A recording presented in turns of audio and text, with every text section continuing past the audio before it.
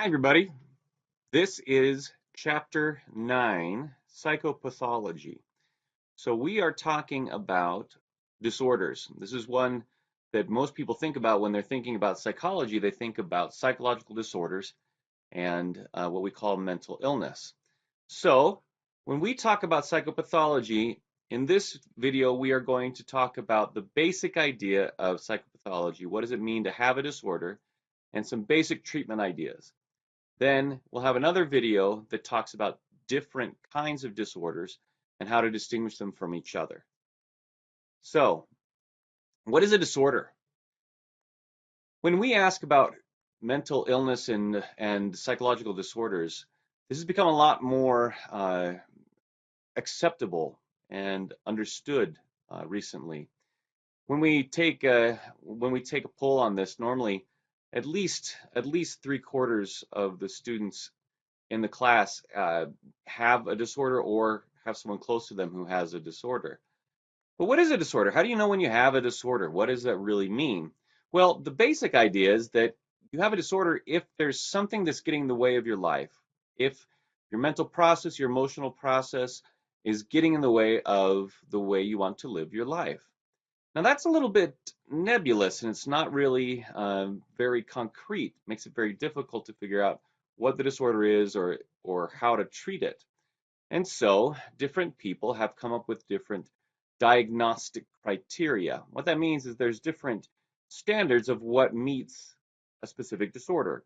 In the same way that you might do this with, say, a physical illness, I know that I have a cold when my nose is running and I have a sore throat, etc. Those are the different symptoms. Well, we also can do that with certain mental disorders. And specifically, we have something in the United States that we use most of the time, which is called the DSM. The DSM stands for the Diagnostic and Statistical Manual.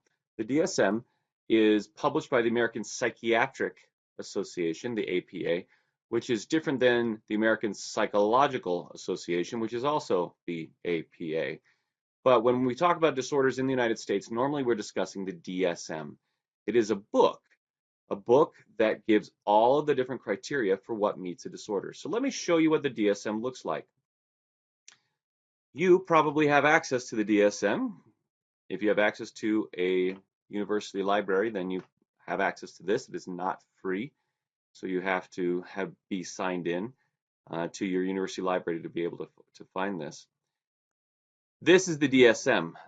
We are in the fifth real version or edition of this, which means we talk about the DSM-5. Before that, there's the DSM-4, which actually had different versions within it, like the DSM-4-TR, etc. But the DSM-5 is the current version of where we are. It's the Diagnostic and Statistical Manual of Mental Disorders, 5th edition. In the DSM, these are the big sections. You know what it means. This is the one that we really care about, the diagnostic criteria and codes, and then these are measures and models. You don't need to worry about that. But the things that are disorders are under this. These are the different categories of disorders. Neurodevelopmental, schizophrenia spectrum, bipolar and related, depressive, anxiety, etc. So when somebody says that they are being diagnosed with a disorder, let's say depression, normally what they mean is they've been diagnosed with one of these disorders. So I'm going to click on depressive disorders. That's the category of disorders. And then underneath depressive disorders, we'll have different sections of disorders. So this is the preview. And then we have different ones like disruptive mood dysregulation, etc. I'll show you the different sections have different disorders within them. So these are different depressive disorders. Disruptive mood dysregulation disorder, major depressive disorder, persistent depressive disorder also called dysthymia, premenstrual dysphoric disorders, etc., etc., etc. When people are talking about being diagnosed with depression, normally what they mean is they've been diagnosed with major depressive disorder. And major depressive disorder has specific criteria. So, for example, if somebody's going to be diagnosed with major depression, they have to have 5 or more of the following symptoms present during the same 2-week period, at least one of the symptoms is either depressed mood or loss of interest or pleasure. So automatically we know that this has to be during the same 2-week period and has to include, remember, 5 or more of these: sad or depressed mood most of the day, markedly diminished interest or pleasure in all or almost all activities, significant weight loss, insomnia, psychomotor agitation, fatigue, feeling of worthlessness, diminished ability, recurring, etc. Then they also have to cause significant distress or impairment in social life, right? So it gets in the way of your life, and it's not attributable to other stuff. So this is major depression. So when people say they've been diagnosed with depression, normally this is what they're talking about. But there are other kinds of depression that are very different. So for example, persistent depressive disorder is depressed mood for most of the day, for most days or not, for at least 2 years, and has 2 or more of the following, etc., etc. They have more and more and more. So the reason why we use the DSM is because it makes it very clear what disorder you're talking about. Now, what's interesting is that if you look here, this is even talking about the DSM-4. We're in the DSM-5 now. The DSM-4 ended several years ago. The DSM-5 came out at that time. And when it came out, that means that certain disorders changed or disappeared. They were taken out of the book. And so some things that we used to call a disorder previously, we really don't call a disorder anymore. So for example, you may have heard somebody call somebody else a psychopath or a sociopath before. Well, there really is no diagnosis that is specifically called psychopath or sociopath here. Instead, what they're probably talking about is a personality disorder that we call antisocial personality disorder. So if you look here, these are the different personality disorders, some that you may have heard of before. When we look for antisocial personality disorder, these are the diagnostic criteria: a pervasive pattern of disregard and violation of the rights of others occurring since 15 years. And these are the specific criteria. You need 3 or more of the following of these, and they have to be an adult. And it talks about how this pattern has also been referred to as psychopathy, sociopathy, or dissocial personality disorder. So what we talk about in our modern language, just back and forth, might not be exactly the same as what we discuss as an actual diagnosis. And what this means is that sometimes some diagnoses are a little different than what we would normally consider. And sometimes it's hard to get a diagnosis to understand exactly what you have. That being said, a diagnosis that is in the DSM is very convenient because we know what exactly you're dealing with, or pretty close to what you're dealing with. That means that different practitioners, psychologists, doctors, etc., can understand what the disorder is and how to treat it. But it also means that some pragmatic things like insurance can understand it. In fact, often insurance companies really like the DSM because they'll know exactly, what is billable and what's not. Whereas if somebody's just kind of going through a hard time and it's not diagnosable, then the insurance companies may not be as willing to pay the money for its treatment. So, speaking of treatment, how do we treat disorders? Well, let's talk about several different major approaches. And this is the first time we're going to talk about Sigmund Freud. When we talk about Freud, Freud's theories of psychology are what we call the psychodynamic theory. He's the one who came up with the idea of psychoanalysis, or really pioneered. He didn't come up with it, but he pioneered the idea of psychoanalysis. And his specific theory and his students after him, they called the basic umbrella of their theories the psychodynamic theory. And it's based off the idea that your mind is kind of like an iceberg. Now, what you think and feel is up here, above the water, right? But there's a whole lot going down underneath, like what's in your subconscious. So all of what's going on underneath the surface is your subconscious.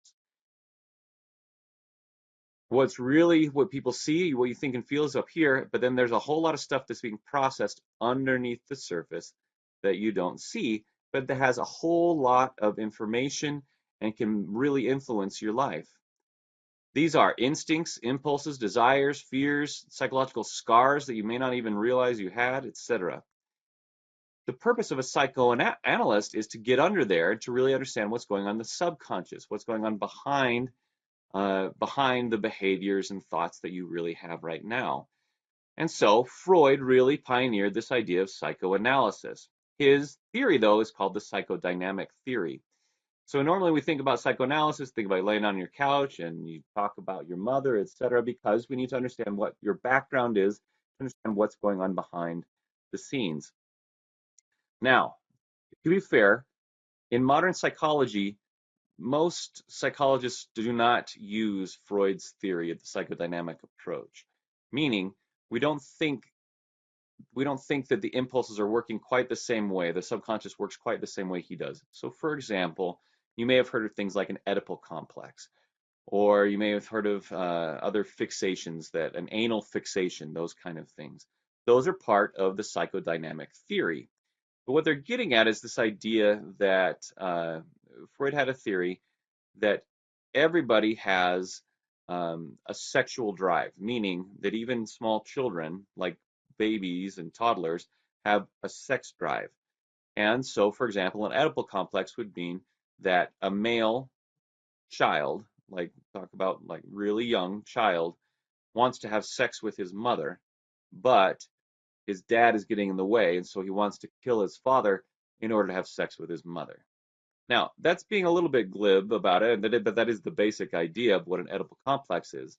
Now, today, most psychologists don't buy into all of the theories that Freud had in terms of like the sex drive in children and some of the other ideas that he had. But to be fair, he really did start to open up the idea of the subconscious, and that there's things being processed unconsciously that have major effects on you. And we do believe that you process information subconsciously today.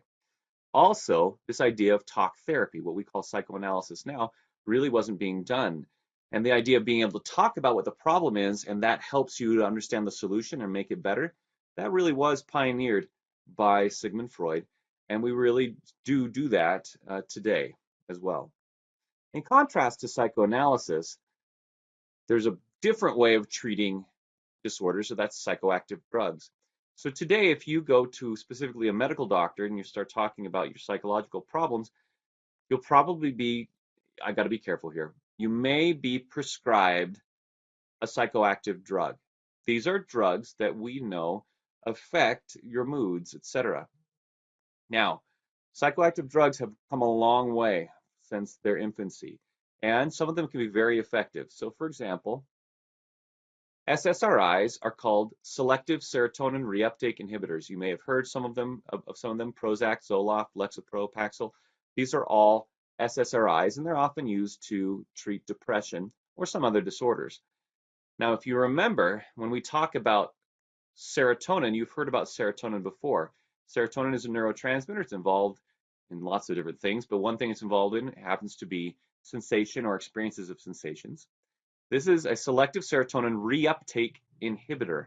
That means it stops the reuptake of serotonin. We have discussed a different drug that also stops the reuptake of something else, the reuptake of dopamine. You remember that? Cocaine? Cocaine stops the reuptake of dopamine. That means it stops the dopamine from getting back into the vesicle, and so the dopamine binds over and over and over again. Well, an SSRI stops the reuptake of serotonin, so serotonin can't get back in the vesicle, so it binds over and over and over again, allowing more serotonin into your system, which we know can help treat depression. It can treat other things as well, but depression is one thing that it treats. Psychoactive drugs are not over-the-counter things. Even though they've come a long way, they should only be taken with consultation of a medical professional, because rarely, but sometimes they can actually have the opposite effect of what they're intended to have and make certain symptoms worse. So psychoactive drugs are useful. And we know that based off of our how our neurons work, our synapses work, how things work in our brain, that they can be very useful in treating certain disorders. In fact, crucial in certain disorders. But you should also be aware that they have side effects, and they should only be used with a medical professional as properly prescribed. Now, notice how a psychoactive drug is a very different way of treating a disorder compared to talk therapy or psychoanalysis. So those are psychoanalysis and the psychodynamic theory that Freud pioneered is very different from a psychoactive drug point of view.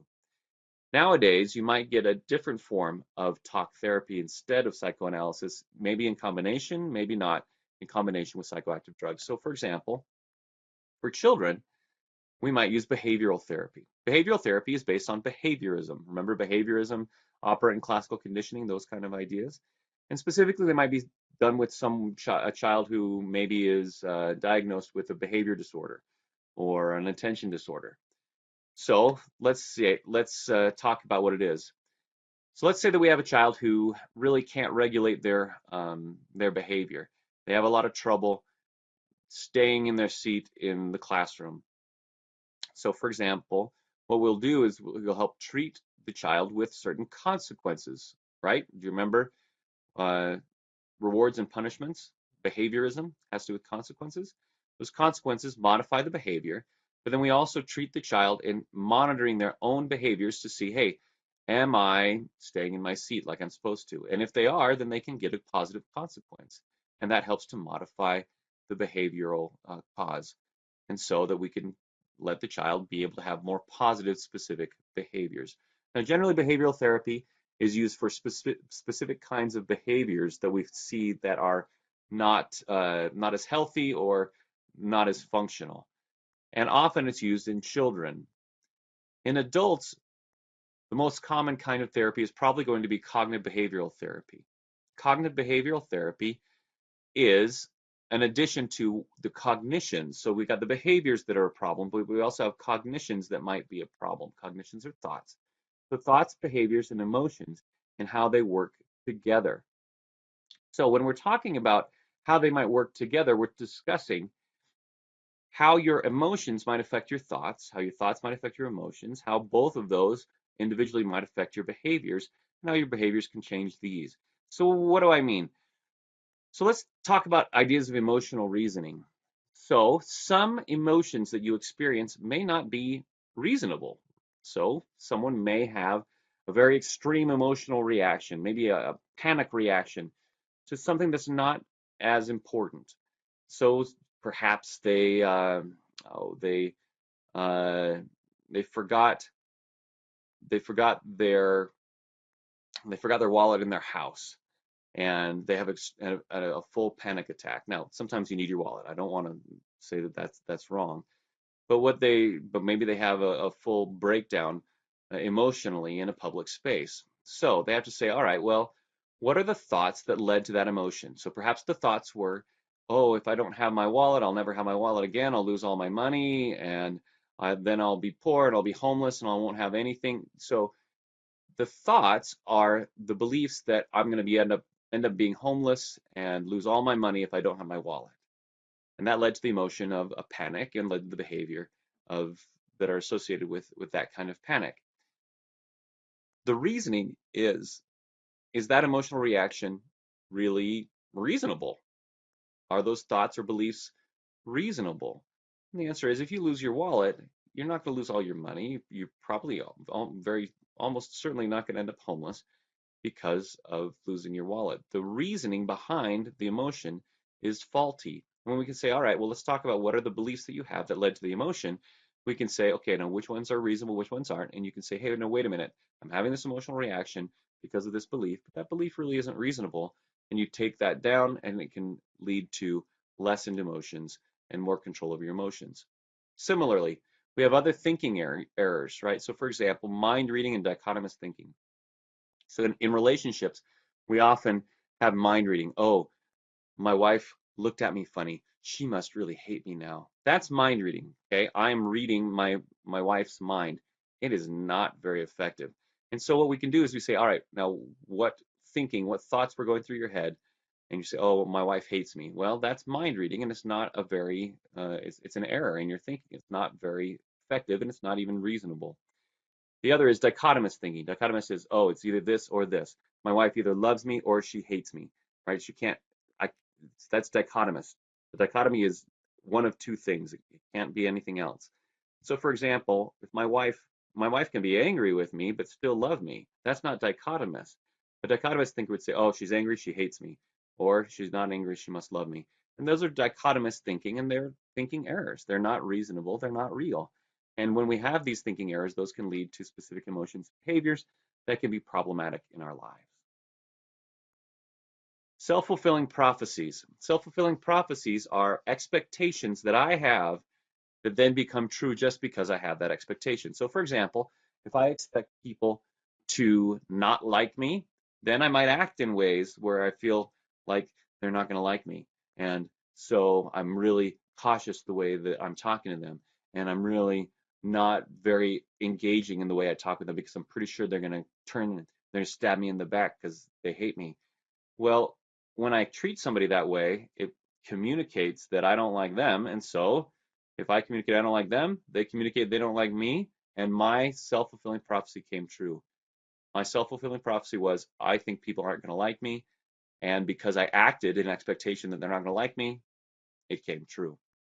All of these are different ways that can affect your your emotional reasoning. And so if we can think about the thoughts, emotions, and behaviors, how they treat each other, we can treat the thoughts, the behaviors, and emotions, see if they're reasonable,